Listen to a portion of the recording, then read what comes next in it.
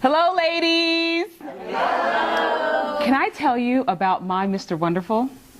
Oh, yeah. A Southern gentleman, even a counselor. Who could do better than a counselor, right? Probably 5 or 6 months into the whole relationship, he actually invited me home to meet his family. I thought, and he flew me down to meet them. Oh, wow. I got there, and this family was unbelievable. They were like the Huxtables, except that they lived on a great big farm that you could get to going up a long road that was named after the family itself.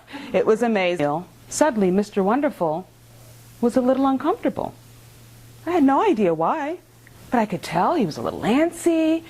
He started to stutter and mess up his words. He looked itchy. I mean, everything was wrong, and I wondered what in the world. And I said, what is going on? He said, you know, I promise I'll talk to you about it by the end of the weekend. It was a little unusual, to give that kind of an answer, but nonetheless, I listened, and I thought, well, I'll be patient and I'll wait. Well, he never did. The weekend ended. I returned home to the Midwest and got a call about 2 weeks later, which was on my birthday. He called to say happy birthday and to say, I don't think I can date you anymore.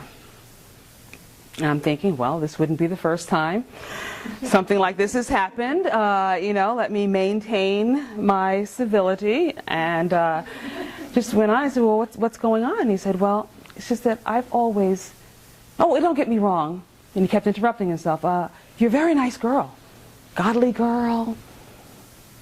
You know, exactly who I want introduced to my mom. Nice, nice. But it's just that I've always imagined myself going out with someone pretty.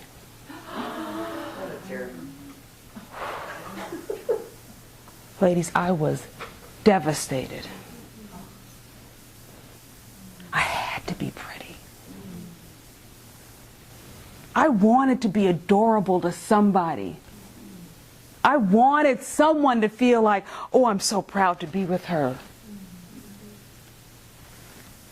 But he said I was ugly, and so guess what? I was ugly. And when I would look into the mirror, I saw ugly. Grotesque. Disgusting.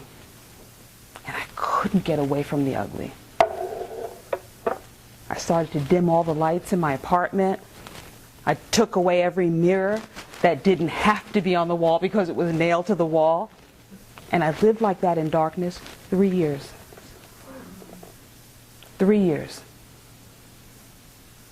You know what finally happened? I got so tired of walking uphill, so exhausted walking uphill, carrying this heavy load of what someone said to me.